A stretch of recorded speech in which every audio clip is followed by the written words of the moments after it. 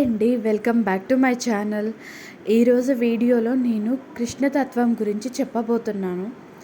శ్రీకృష్ణ తత్వం అనేది మన జీవితానికి అన్వయించుకోవడం వల్ల ఎలాంటి కష్టాలనైనా మనం చిరునవ్వుతో దాటగలుగుతాం. విష్ణుమూర్తి అవతారాలలో శ్రీకృష్ణ అవతారం 8వ అవతారం. ఈ విష్ణుమూర్తి అవతారాలన్నింటిలో కూడా శ్రీకృష్ణ అవతారం పరిపూర్ణమైన అవతారం అని చెప్పబడింది. మనం శ్రీకృష్ణుణ్ణి కృష్ణయ్య, కన్నయ్య, నల్లనయ్య అని ఎంతో ప్రేమగా పిలుచుకుంటాం. మనం ఎలా పిలిచినా ఆయన పలుకుతాడు. మనం శ్రీకృష్ణ పరమాత్మను గురువుగా, తండ్రిగా, భర్తగా, దైవంగా, ఒక అన్నగా ఎలా కావాలంటే మనం అలా పలుకుతాడండి ఆయన. మనం ఎలా భావిస్తే మనకు అలా కనిపిస్తాడు ఆ శ్రీకృష్ణ పరమాత్ముడు. ఆయన ప్రేమ అనిర్వచనీయమైనది. ఆయన భక్తి ఎంత బాగుంటుందంటే, మనం ఒక్కసారి ఆయన భక్తిలోకి దిగినా, మనం ఆయన్ని ఆరాధించడం మొదలు పెడితే మనం ఆయన్ని వదులుకోలేము. శ్రీకృష్ణ పరమాత్మ జననం కారాగారంలో జరిగింది. పుట్టగానే తల్లిదండ్రులకు దూరమయ్యాడు. పుట్టినప్పటి నుంచి ప్రాణం కోసం రాక్షసులతో యుద్ధాన్ని సాగిస్తూనే ఉన్నాడు.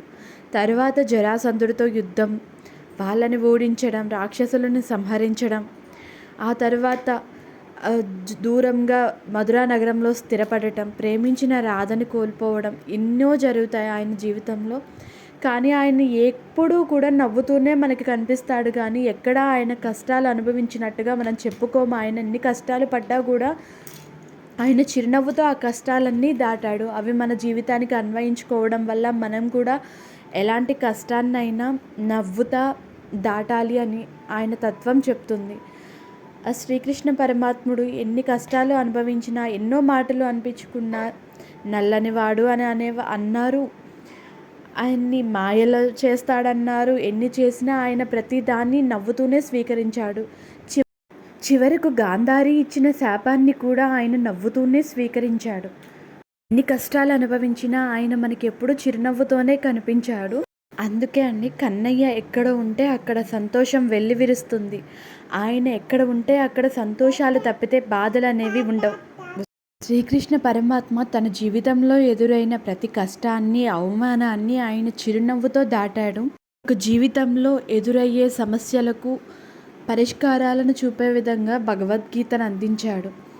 అలాగే మనం కూడా ఆ శ్రీకృష్ణ తత్వాన్ని మన జీవితానికి అన్వయించుకొని ఆ కృష్ణుడు చూపిన మార్గంలో నడుస్తూ మనకి ఎదురయ్యే సమస్యలని చిరునవ్వుతో దాటాలి. ఆయన రూపాన్ని చూస్తే చాలు మనకి ఎంతో ప్రశాంతత వస్తుంది. మన కష్టాలని మర్చిపోయి కూడా మనం చాలా సంతోషంగా ఉంటాము. అంత ముగ్ధ మనోహరమైన రూపం ఆయనది. ఆయన రూపాన్ని చూసినా, ఆయన్ని తలుచుకున్నా చాలు మనకి ఎంతో ప్రశాంతత వస్తుంది. ఆ శ్రీకృష్ణ పరమాత్ముడి కృపాకటాక్షాలు మనందరిపై ఎల్లప్పుడూ ఉండాలని కోరుకుంటూ ఈ వీడియో ఎంతేనండి. మీకు ఈ వీడియో నచ్చితే లైక్ చేయండి, షేర్ చేయండి, కమెంట్ చేయండి, సబ్స్క్రైబ్ చేయండి. మరో మంచి వీడియోతో మళ్ళీ మిమ్మల్ని కలుస్తాను. ధన్యవాదాలు.